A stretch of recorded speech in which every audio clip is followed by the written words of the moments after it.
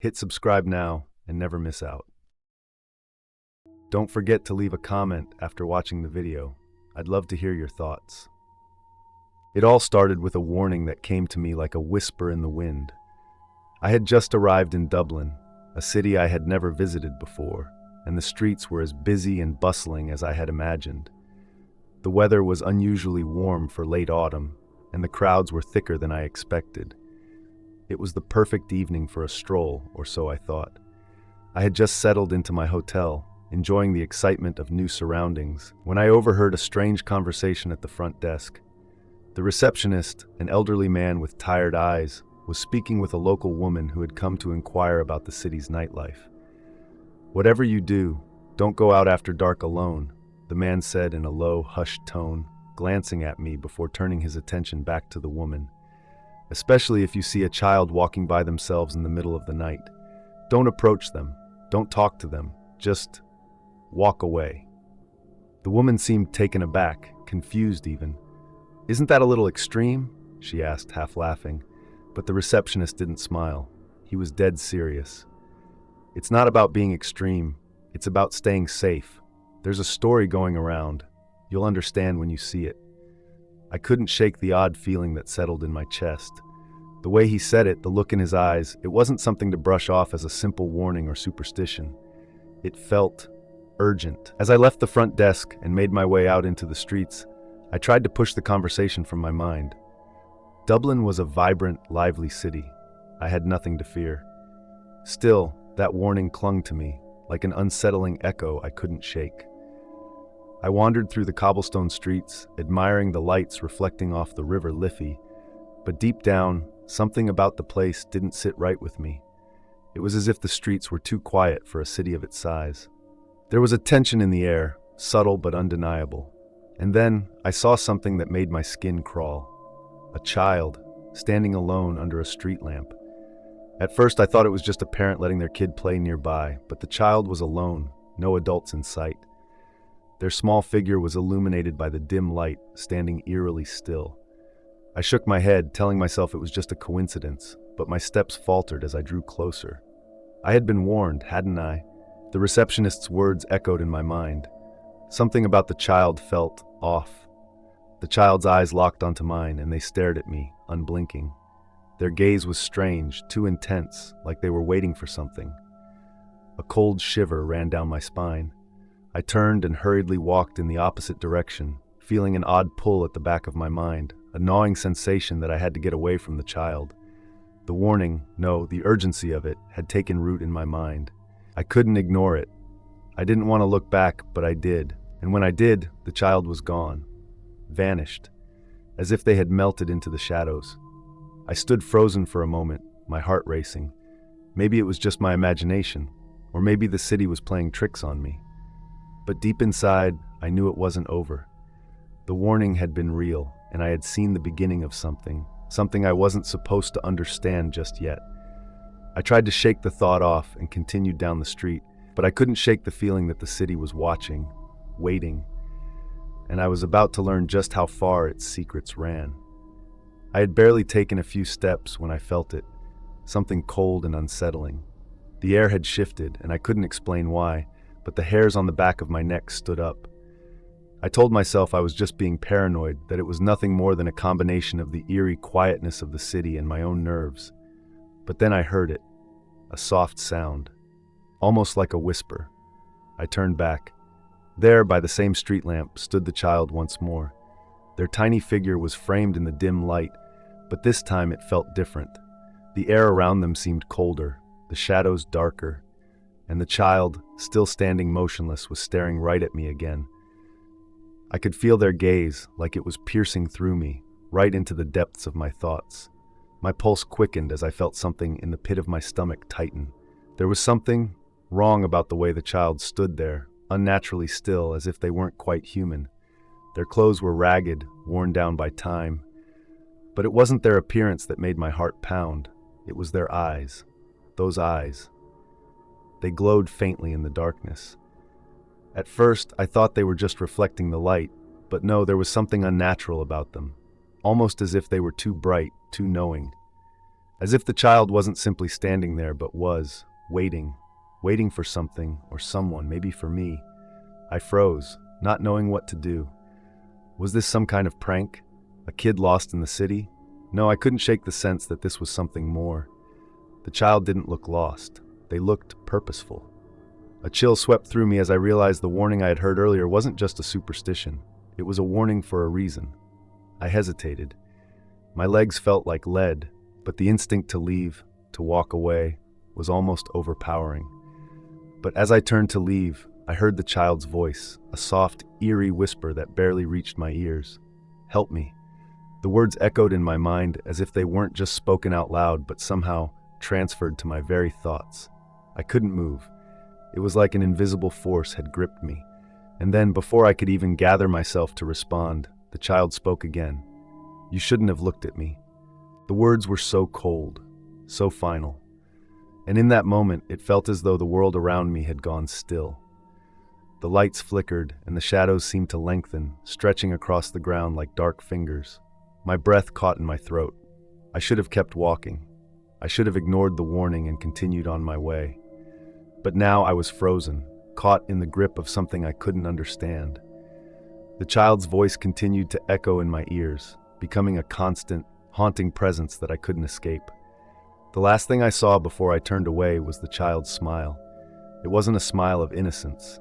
No, it was something darker, something predatory. And in that moment, I realized, whatever this was, it wasn't just a lonely child. It was a trap. I needed to get away. I turned quickly, my heart racing in my chest. Every step felt heavier, like the ground beneath me was pulling me back. The whispers in the air grew louder, as if they were coming from all directions, urging me to stop, to look back. But I didn't. I couldn't. I walked faster, then faster still, until I reached the corner of the street. My pulse was pounding in my ears. I didn't dare glance back. That was when I heard the footsteps, slow, deliberate, like they were following me. The footsteps behind me grew louder, closer with each passing second. My heart raced, and I forced myself to keep walking, to ignore the fear gnawing at the edges of my thoughts. It was just my mind playing tricks on me, I told myself. Maybe it was another pedestrian. Maybe it was someone following the same path. But deep down, I knew that wasn't true. The footsteps were deliberate. They weren't random. They were following me, waiting for me to turn around. I couldn't shake the image of the child's face from my mind. Those glowing eyes, that strange, almost predatory smile. It wasn't a child's innocence that I had seen. It was something else, something darker. I picked up the pace, my shoes clicking against the cobblestones, but the footsteps didn't slow down. I could feel them, almost like a presence behind me, hovering just inches away. My chest tightened and the hairs on my neck stood on end. A terrible thought crossed my mind. What if the child wasn't the only thing following me? I forced myself to turn the corner, hoping that the change in direction would throw off whatever, or whoever, was following me. But when I reached the next street, there was no relief. The footsteps were still there, right behind me, closer than before. I glanced over my shoulder, my breath caught in my throat. The child. But this time, they weren't standing under a lamppost. They were walking behind me, following me down the street. I stumbled backward, my heart skipping a beat.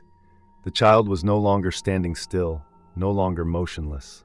They were walking now, too, matching my pace, keeping just enough distance between us to stay in my peripheral vision. But there was something wrong about the way they moved. Their steps were too fluid, too silent, almost like they were gliding instead of walking.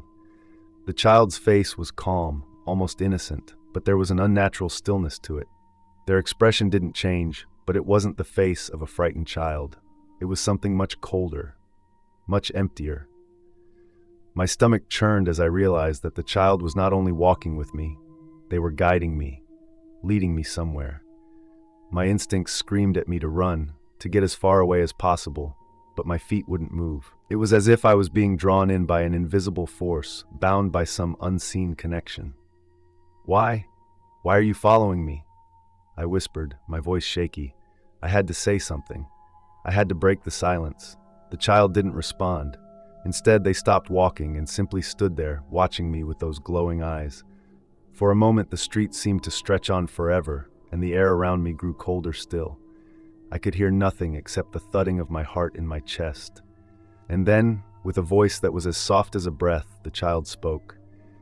"You shouldn't have looked back." Those words, "you shouldn't have looked back," echoed in my mind, a warning. The words didn't just make me fearful. They filled me with a growing sense of dread, as if something terrible was about to unfold. I couldn't explain it, but it felt like I had just crossed a line, like something irreversible had happened the moment I turned to look at the child. I had made a mistake, and now I was paying the price. Before I could react, the child's smile widened, and for the first time, I noticed something truly horrifying. Their teeth, sharp, jagged, and too many. It was no longer a child's innocent smile. It was a grin of something much darker. And as they took a step toward me, the world around me seemed to shift. The lights flickered, casting long, twisted shadows across the street. The air grew thick, almost suffocating. I backed away, my breath coming in short, panicked gasps. The child didn't move fast, but every step they took seemed to draw me in, pulling me closer to them, like a magnet to steel. There was a sudden chill in the air, unnatural cold, and then out of nowhere, I heard a voice behind me. It wasn't the child's voice. It wasn't even human. A voice that seemed to echo from everywhere at once, and yet nowhere at all. "You shouldn't have looked back. Now you're ours." I spun around, only to be met with a deep, suffocating darkness. The street lamp behind me flickered one final time, then went out. The night swallowed me whole. I could feel the weight of the darkness closing in around me. The last faint flicker of light from the street lamp vanished completely, leaving me in total blackness. My pulse throbbed in my ears, and every breath I took felt shallow, like the very air around me was heavy with something unnatural. I should have been running by now, but I couldn't move. Something held me in place, an invisible force that paralyzed my limbs, making every movement feel like a struggle. And then, I heard it again, the sound of footsteps. They weren't my own. They weren't the child's either. This was different. The footsteps were soft but deliberate, like someone or something was walking just behind me. But when I turned to look, the street was empty. There was no one there, just the oppressive blackness of the night. Yet, I could feel it. I was not alone. I tried to take a step forward, but it felt as if the ground beneath me had changed. The pavement no longer felt solid. It was as if the road had turned into something else, something slippery, shifting. Every step I took, I could feel myself sinking deeper into the night, my feet moving like they were walking through thick mud. The shadows around me seemed to pulse and ripple, alive, shifting with a dark, malevolent energy. I had no choice but to follow the only thing that seemed real, the shadows. The cold, suffocating darkness was pulling me in, guiding me forward. The more I tried to resist, the more my body ached to follow. It was like I was tethered to the night itself, and the shadows were calling me to move in their direction. Everywhere I looked, the darkness was alive. I could see shapes flickering at the edges of my vision, fleeting figures darting between the buildings. Some were too fast to catch, disappearing the moment I tried to focus on them. Others stood still, just out of reach, watching me with cold, unblinking eyes. I didn't know what they were, but I knew they weren't human. A voice whispered from the shadows, a low, gravelly murmur that felt like it was coming from all around me, inside my head. "You shouldn't have looked back." The words were the same as before, but now they felt deeper, more menacing. They felt like a warning I had already ignored too many times. I didn't want to listen, but something inside me screamed to heed the voice's advice. It was too late for that now. The shadows were closing in, and I was walking straight into them. I kept moving, my legs moving mechanically, like I wasn't even in control of them anymore. The city was warping around me, twisting into shapes that didn't make sense. Streets that had once seemed familiar now seemed foreign, like I had been walking in circles. I had no idea where I was anymore. I didn't know if I had crossed into another part of the city, or if I had stepped into something else entirely. A low hum filled the air, vibrating beneath my skin.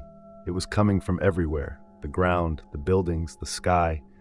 The city itself seemed to be alive, pulsing, breathing, and I was a part of it now.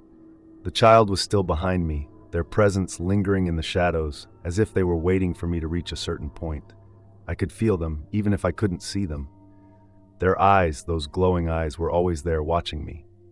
I couldn't keep walking. I needed to turn around, to run. But I couldn't. And then I saw it. A figure standing in the darkness ahead. A man, or at least someone who looked like a man. His features were indistinct, blurred, but his eyes were glowing like the child's, bright, almost unnatural. He was standing perfectly still, but his gaze was fixed on me. A shiver ran down my spine. He didn't speak, but somehow I knew that he was waiting for me to come closer.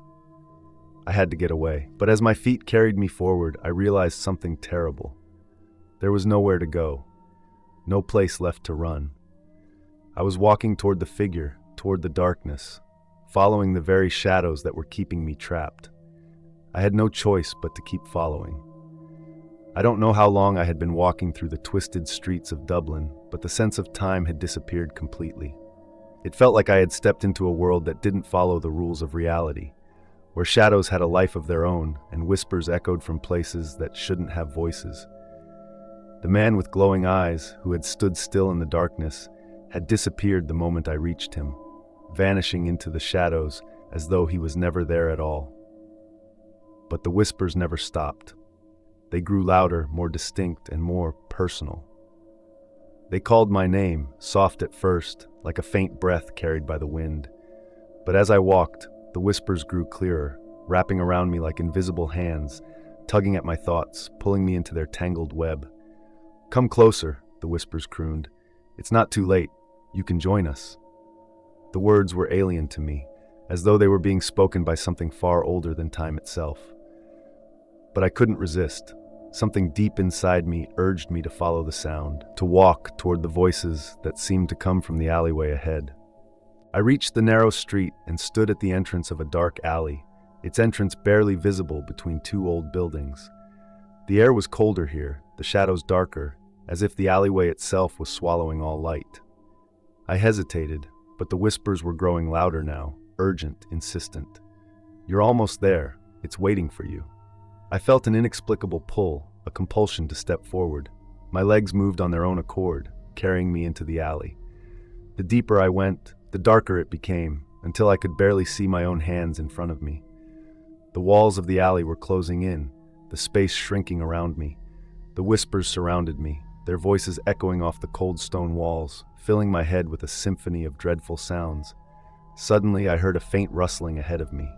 I froze, straining my ears, but it wasn't a sound I recognized. It wasn't the wind. It wasn't even the movement of animals. It was something else, something much darker, much more sinister. I stepped forward, and just as I did, a figure appeared in front of me. A child.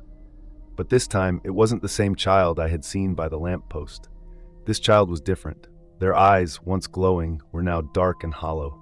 The innocent face I had seen before was twisted in an expression I couldn't place. The child was standing still, just like before, but something in the air had changed. The child opened their mouth, and the whispering grew louder. It wasn't just the child's voice anymore. It was the voices of many, all speaking at once, coming from everywhere. "You shouldn't have come here," they whispered in unison. "You should have stayed away." I wanted to scream, to turn and run, but my feet were frozen in place. I could feel the shadows tightening around me, pushing me closer to the child. The whispers became deafening, surrounding me like a wall of sound. And then the child spoke again, but this time, the voice wasn't soft or eerie. It was cold, deep, and menacing. "You have seen too much. There is no going back now." I couldn't move. I couldn't breathe. It was as if the world had collapsed around me, leaving only me and the child in this terrible, suffocating space. The alleyway seemed to stretch endlessly, pulling me deeper into the heart of darkness. And then something even worse happened. The child began to smile. The smile wasn't human, it was twisted, grotesque. It stretched too wide, too far, and their mouth opened impossibly wide, revealing rows of jagged, sharp teeth. The eyes, those empty, glowing eyes, became larger, more intense, as if they were sucking me in. I could feel my heart pounding in my chest, my entire body trembling with fear, but still, I couldn't move. The child's smile grew even wider, and in that smile I saw something that wasn't meant for human eyes. A swirling mass of shadows, of tendrils that seemed to reach out from the very fabric of the night itself. "You belong to us now." The words echoed, reverberating in my skull. The air turned freezing cold, and I felt a cold, unnatural presence move around me. It was like the shadows themselves were alive, suffocating, consuming. I couldn't breathe. I couldn't think. All I could do was stare into the child's eyes, those empty, glowing eyes, as the shadows swallowed me whole. And then, just as I thought I would be lost forever, I heard something, or rather someone, call my name. It wasn't the child. It wasn't the whispers. It was a voice I recognized. Run! It was the receptionist from the hotel. But before I could react, the shadows consumed the sound of his voice, and the alleyway around me went silent. The world around me went silent as the shadows closed in. The whispers, once so loud and clear, faded into nothingness. But the coldness remained, a bitter chill creeping up my spine. I didn't know how much time had passed, or whether I had even moved, but somehow I found myself standing still in the middle of the alleyway. And then, in the eerie silence, something shifted, like the air itself was twisting, bending, shaping into something new. A door appeared before me, one that hadn't been there a moment ago. It was old, weathered, as though it had been hidden for years, maybe even centuries. The wood was dark, cracked with age, and the iron handle was cold to the touch. I reached out hesitantly, my hand trembling as I gripped the handle. For some reason I knew, deep within me, that this door held the answers to everything. It was the key to unlocking the mystery of the child, of the shadows, and the city that now felt like a labyrinth I couldn't escape. With a deep breath, I turned the handle. The door creaked open, revealing a small, dimly lit room. The air inside smelled of mildew and old paper. My eyes adjusted to the gloom, and I saw shelves lined with dusty books, maps, and odd relics. But at the far end of the room, there was a large, worn, leather-bound book sitting on a pedestal, bathed in a strange, flickering light. I stepped forward, drawn to the book. There was something compelling about it, something that seemed to call to me. As I neared the pedestal, the whispers returned, this time louder and more insistent. I could feel the shadows tugging at my feet, pulling me toward the book. "It's time you knew the truth," the voice whispered, now no longer from the child, but from something deeper, older, more ancient. I hesitated, staring at the book, my heart racing. The moment I touched it, I knew there would be no going back. But I had to know. I had to understand what was happening, why the city had turned into this maze of shadows and whispers. With trembling hands, I opened the book. The pages were yellowed with age, the ink faded, but the words still held a strange power. As I read the first few lines, I felt a sense of vertigo, as though the very ground beneath me was shifting. The book described the city's hidden history, one that had been erased, buried beneath layers of time. It spoke of a cult that had once lived in the heart of the city, a group that had worshipped dark forces, entities from beyond the veil of human understanding. They had made pacts with the shadows, trading their souls for power, for immortality. The cult's most terrible secret, however, was the ritual they performed every year, a ritual that involved sacrificing children to the shadows in order to keep the city safe from an ancient evil that lurked just beneath the surface of reality. As I read, I realized the terrible truth.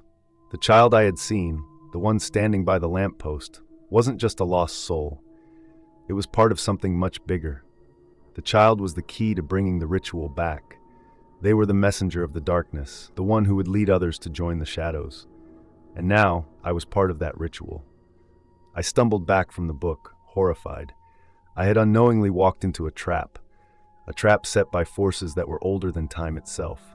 The city, the child, the shadows, they were all part of the same dark web, and now I was tangled in it. Suddenly, the room around me shifted. The walls seemed to stretch and contract, and the shadows began to grow, crawling toward me, filling the room with a suffocating presence. The book slammed shut, and the whispers grew louder, more desperate. "You've uncovered the truth," the voice whispered, "but now you must pay the price." I tried to run, but my legs wouldn't move. The shadows were too strong, too powerful. I could feel them wrapping around me, pulling me into the dark, and I realized with a sinking feeling in my chest that there was no escape. The city's secret was not just in its past. It was alive, breathing, growing, feeding on the souls of those who dared to uncover it. And now it was feeding on me. I was no longer in control of my body. The shadows had taken hold, wrapping themselves around my legs, my arms, my neck, suffocating, pulling me down into an abyss I couldn't see but felt with every fiber of my being. My breaths became shallow, ragged, and my heartbeat pounded in my chest like a drum, each beat a reminder that I was still alive, still fighting, but powerless to stop what was happening.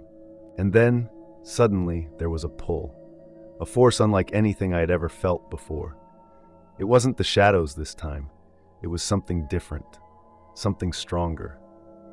I was yanked from the darkness, and the world around me shifted again. The cold stone walls of the hidden room vanished, and I found myself standing in the middle of a darkened street. But this was not the city I recognized. The buildings were distorted, their edges flickering like they were made of smoke, constantly shifting and warping. The ground beneath me felt unstable, as though the city itself was alive, breathing with a slow, deliberate rhythm. I looked around in confusion, my heart still racing from the shadow's suffocating grip. The city was eerily silent, and for a moment, I thought I had somehow escaped. But then I heard it, soft at first like a whisper in the wind. A voice. Not the child's voice, not the whispers of the shadows. This voice was different. It was calm, clear, and somehow familiar. "You've come far, but not far enough." I turned quickly, my eyes scanning the empty street for the source of the voice. But the street was empty, save for a single figure standing in the distance, bathed in the dim, flickering light from a far-off street lamp. The figure was tall, dressed in dark clothing, and their face was hidden beneath the brim of a wide hat. They stood motionless, facing away from me, but somehow I could feel their eyes on me, like they were watching my every move. I took a step forward, cautiously, my heart hammering in my chest.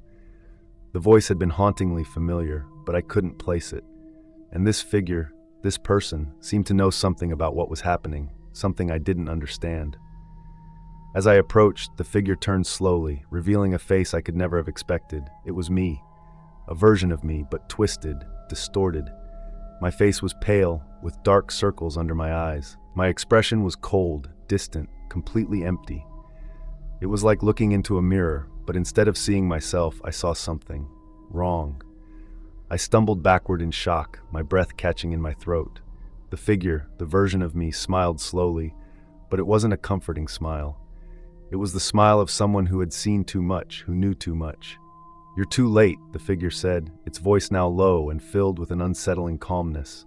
"The city belongs to them now. The shadows will consume everything, and there's nothing you can do to stop it." I wanted to speak, to ask questions, to scream, but the words stuck in my throat. The figure, my reflection, stepped forward, moving with an eerie grace, as though the ground beneath it was nothing more than a suggestion. "You've walked into the heart of the darkness," it continued, "and now you're part of it. You always were." The words hit me like a blow to the chest. My head spun, and for a moment, I couldn't breathe. I was trapped in a city that no longer existed, surrounded by shadows that were alive, that had always been alive. But the worst part was the realization, the horrible, suffocating truth that this city, this twisted, corrupt version of the world, had been waiting for me. I had been chosen long before I ever stepped into that alleyway. The whispers, the child, the shadows, they were all leading me to this moment, this encounter. "There's no way out now," the figure said, its voice growing colder. "The only choice you have is to become one of us." I shook my head, panic flooding my veins. No, I couldn't, I wouldn't. There had to be a way out, there had to be a way to stop this. But deep down, I knew it was true. I was already lost. The city had claimed me, and the shadows had won. The figure raised a hand, pointing toward the horizon where the dark cityscape stretched into the distance, endless and suffocating. "It's too late for redemption," it said, its voice fading into the air. "The city is ours, and you belong to it now." As the figure spoke, the shadows around me began to close in again, thicker and darker than before. The world around me began to twist, to fade, to disintegrate into nothingness, and I felt myself being drawn into it, pulled away from the reality I had known, swallowed by the darkness that had claimed the city. I didn't know what happened next. My body felt like it was breaking apart, my senses overwhelmed by the cold, the whispers, the consuming shadows.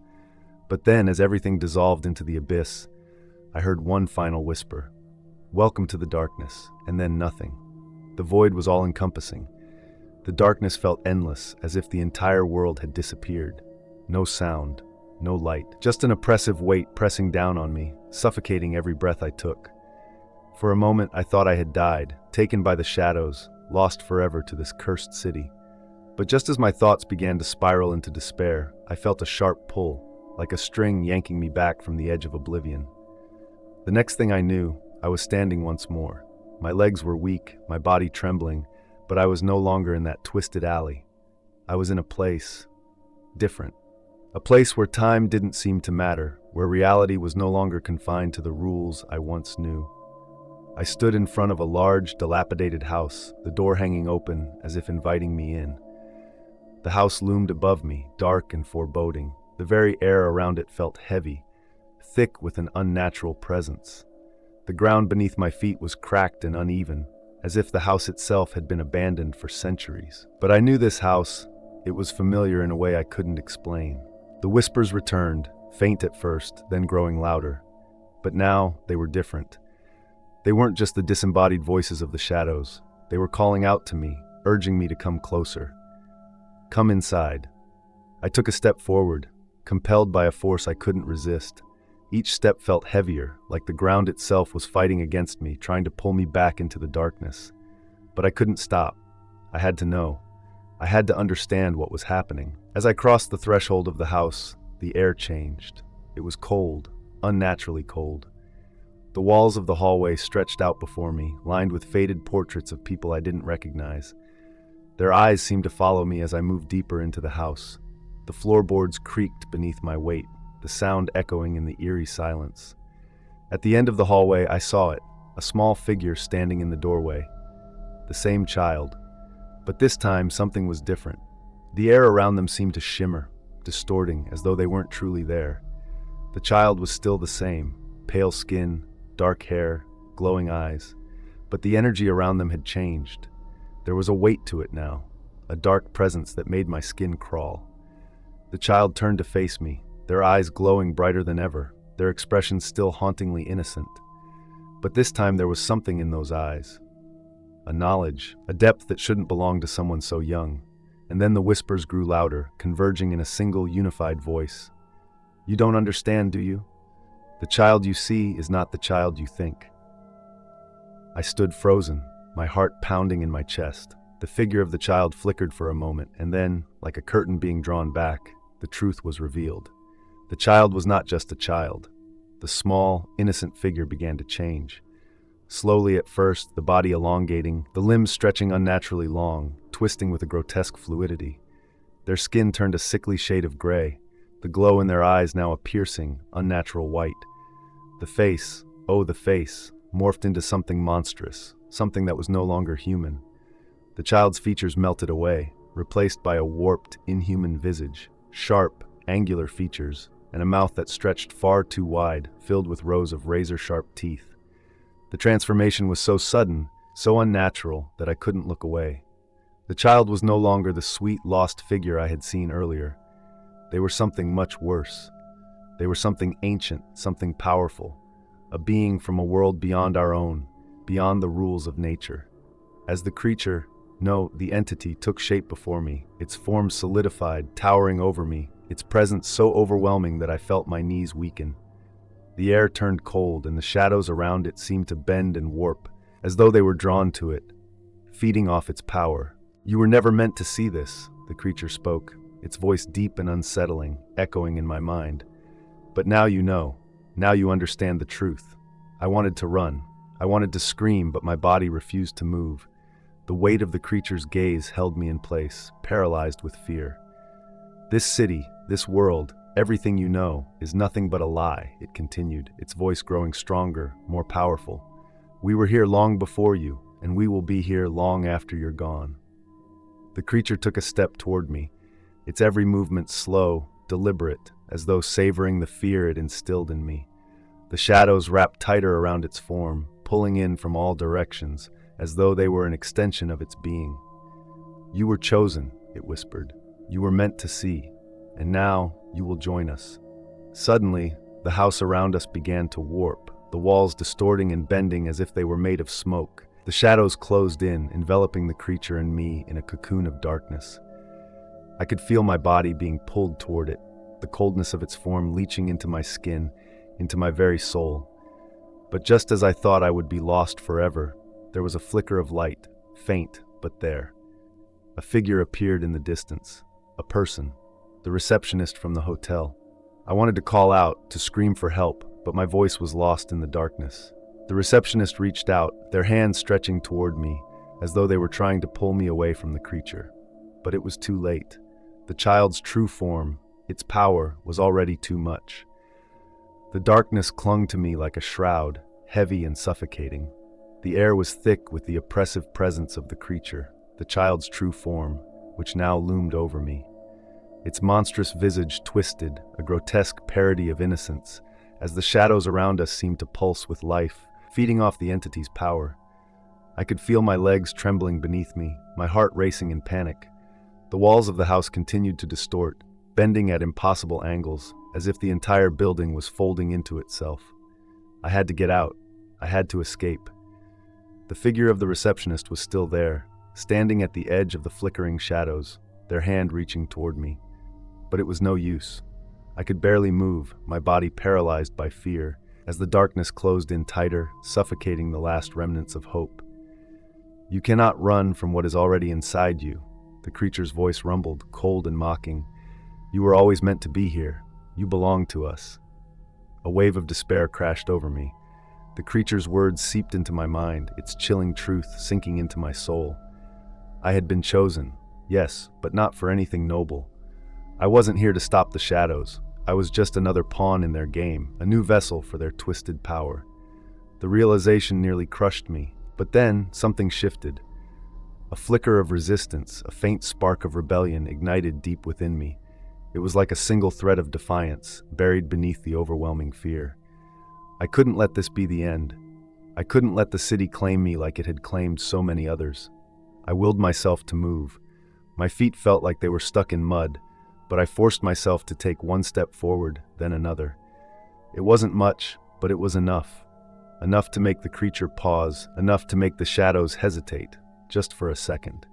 The receptionist was still there, still reaching toward me, their eyes wide with fear, yet filled with something else, something strong, focused on me. In that brief moment, I saw something familiar in them, something human. They weren't just a part of this twisted world, they were fighting against it too.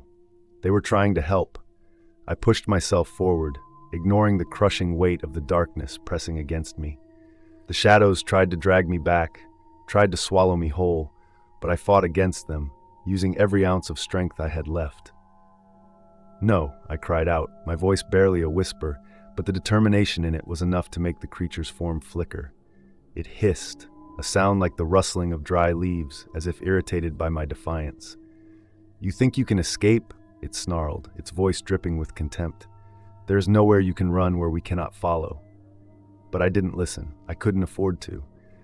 I had already felt what it was like to be consumed by the shadows, to be trapped within their endless void. I wasn't going to let that happen again. With every step, the darkness seemed to recoil. The walls of the house groaned, cracking as though they were resisting the very act of my escape. The shadows writhed, but they couldn't stop me. Not now. Not when the last shred of hope was all that kept me going. I reached the figure of the receptionist, my hand outstretched, but the moment I touched them, everything around me changed. The room shifted, the darkness retreating for a split second, as a blinding light filled the air. For a moment, I couldn't see anything, just a brilliant, searing light that burned away the shadows. I stumbled back, shielding my eyes, but the light was already fading. When I opened my eyes again, I was no longer in the distorted house. I was standing outside, in the middle of the city, only it was different now. The streets were quiet, the air still, but there was something in the atmosphere, something charged, like the calm before a storm. The receptionist stood next to me, looking at the spot where the house had once been. Their face was unreadable, but I could sense the weight of what had just happened. We had escaped, for now, but the truth was clear. This city wasn't finished with me. "The shadows are everywhere," the receptionist said, their voice grave. "They'll never let you go, not completely." I swallowed, trying to steady my breath. The reality of their words settled in, heavy and undeniable. There was no escaping the darkness, no place where I could truly be safe. "What now?" I asked, my voice barely a whisper, as I looked around at the quiet city that had once felt so familiar. Now it seemed like a different world altogether, a world on the edge of something far worse. The receptionist looked at me, their expression hardening. "Now," they said slowly, "we fight." And in that moment, I realized this wasn't over. Not by a long shot. The city of Dublin seemed normal at first glance. The usual hustle and bustle of the streets, the laughter of tourists wandering around Temple Bar, the sound of a distant bus rumbling through the streets. But now, as I stood in the midst of it all, I could feel the weight of something darker, something hidden beneath the cobblestone streets, beneath the old, crooked buildings. The city had always had its mysteries, its tales of haunted pubs and eerie alleyways. But now I understood that those stories weren't just legends, they were warnings. Warnings of a darkness that had been lurking for centuries, just waiting to be discovered. I glanced at the receptionist beside me, their face still tense, their eyes scanning the surroundings as if expecting the shadows to return at any moment.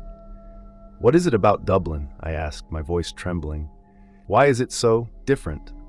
The receptionist didn't answer immediately. Instead, they walked towards a narrow alleyway that I had never noticed before.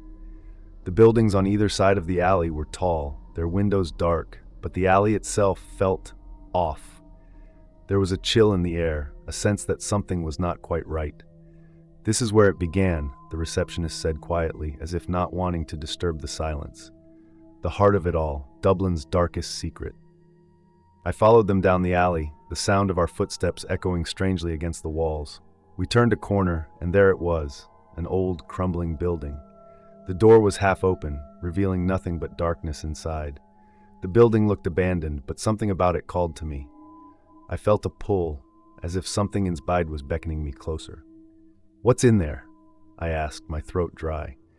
The receptionist didn't respond. Instead, they reached for the door, pushing it open with a creak that sent a shiver down my spine. The air around us grew colder, heavier, as we stepped inside. The smell of decay and dust filled my nostrils, and the silence was deafening. We walked through the darkened hallways, our footsteps echoing in the empty space. The building seemed larger on the inside, its rooms stretching into shadows that seemed to go on forever. It was as if the house itself was alive, growing, shifting in response to our presence. "What is this place?" I whispered, my voice barely audible in the oppressive silence. The receptionist stopped in front of a door at the end of the hallway, their hand resting on the handle. They turned to face me, their eyes filled with a grim understanding. "This is where they sealed it," they said quietly. "The heart of the darkness, the place where the shadows first came into the world." They opened the door. The room beyond was unlike anything I had ever seen. It was small, barely more than a closet, but the walls were covered in strange symbols and markings, each one glowing faintly in the dim light. At the center of the room, a large stone altar stood, cracked and weathered, but still intact. And on the altar, there was something I couldn't quite make out. As I stepped closer, the air grew thick with a sense of dread. The room seemed to pulse, as if the very walls were alive, breathing with an unnatural rhythm. "This is where the first child was born," the receptionist said, their voice low and filled with sorrow. "The one who brought the shadows into this world, the one who opened the door to the darkness." I stared at the altar, my heart pounding in my chest. The symbols on the walls seemed to swirl, the air around me thickening with an unseen pressure. And then I saw it. A figure, no, a shape, lying on the altar. It was small, almost childlike, but its features were twisted, malformed. Its skin was ashen, its eyes wide and unblinking, glowing faintly in the dark. It was the same child I had seen before, but now it was something else. Something ancient. Something that had never truly been human. "This is the child who opened the gateway," the receptionist continued, their voice trembling. "The child who allowed the darkness to enter the world. And now, the shadows are waiting to claim everything, to claim you, to claim this city."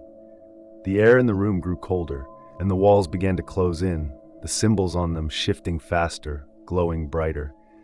The ground beneath my feet trembled as if the building itself was reacting to the presence of the child on the altar. "We have to stop it," I whispered, more to myself than to the receptionist. "We have to close the door. We have to stop the shadows from taking over." But the receptionist shook their head slowly, their eyes filled with a sorrow I couldn't understand. "It's too late," they said softly. "The shadows are already here. They've already taken root in this city. There's nothing we can do now." Suddenly, the room seemed to explode with sound, the walls cracking, the symbols on them flashing with blinding light.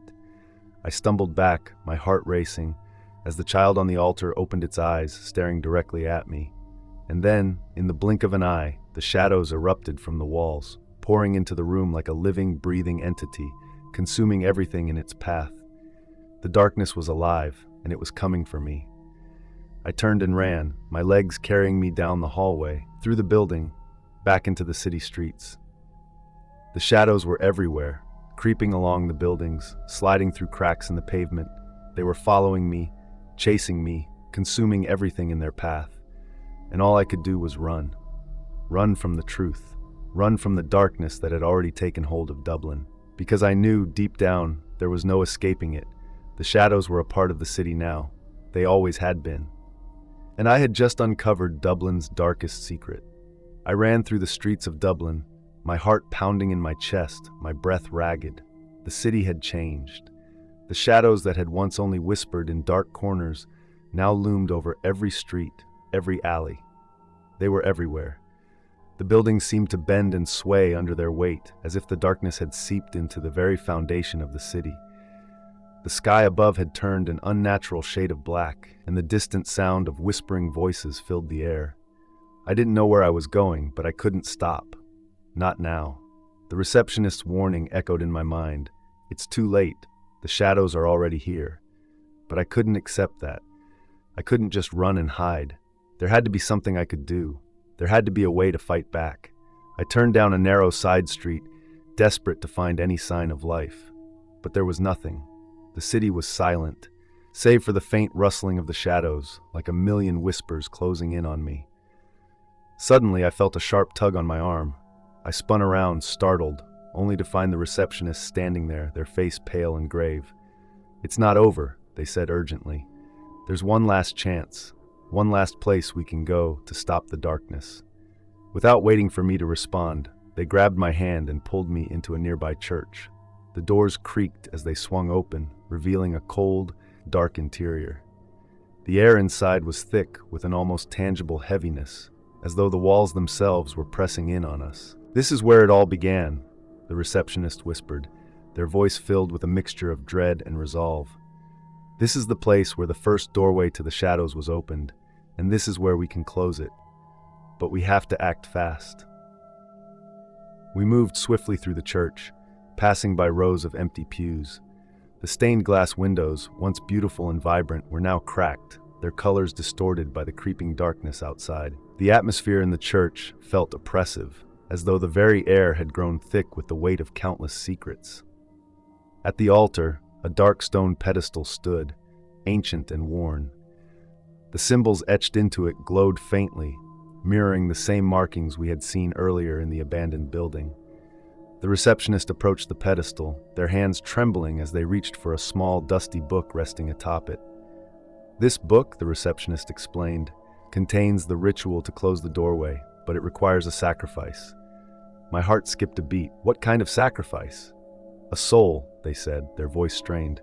"A soul to seal the darkness away. And it has to be one who's touched the shadows, one who has seen what lies behind the veil." I knew what they were asking.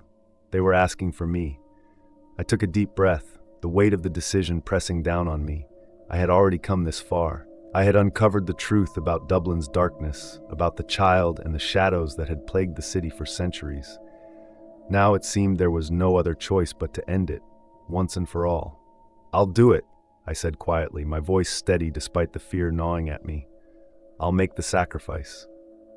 The receptionist looked at me, their expression a mixture of sadness and gratitude. "You don't have to do this," they said softly. "We can find another way." But I knew there was no other way. The darkness had already claimed too much. The city, the people, they were all being consumed by it. And if I didn't act now, there would be no city left to save. I stepped forward, standing in front of the pedestal. The book opened before me, its pages fluttering as if alive. The symbols on the stone pedestal began to glow brighter, the air thick with the weight of ancient power. And then, as I placed my hand on the book, the shadows surged. A deafening roar filled the church, and the walls shook violently. The very ground beneath me seemed to crack open, as though the earth itself was tearing apart. The darkness poured into the room, swirling around me, a mass of writhing shapes and cold whispers. I could feel it pulling at me, dragging me into its depths. But I didn't let go. I focused on the book, the words on its pages becoming clearer, sharper. I began to chant, my voice steady despite the chaos around me. The shadows screamed, trying to drown me out, but I kept going, forcing the words from my lips one by one. The darkness recoiled, the shadows faltering as the ritual took hold. The air grew colder, and the whispers faded, replaced by a loud, hollow silence. The shadows shrank back like a wounded animal retreating into the dark corners of the room. And then, with a final shuddering breath, the darkness was gone. The church fell silent, the air no longer thick with the presence of the shadows. I stood there, breathing heavily, my hands still gripping the book. The receptionist stood beside me, their eyes wide in disbelief. "You did it," they whispered, their voice filled with awe. "You closed the door. You sealed the darkness away." I looked around the church, my heart still racing. The shadows were gone, but I knew they would never truly disappear. They were always waiting, always lurking just beyond the veil, ready to return. But for now, Dublin was safe. The receptionist turned to me, a faint smile on their lips. "You saved us all." I nodded, the weight of the sacrifice still heavy on my heart. I had done what needed to be done, but it came at a price. The darkness would always be a part of me, a part of the city. But as long as the memory of this night lingered, I knew the people of Dublin would be ready for the shadows when they came again. And when they did, we would fight.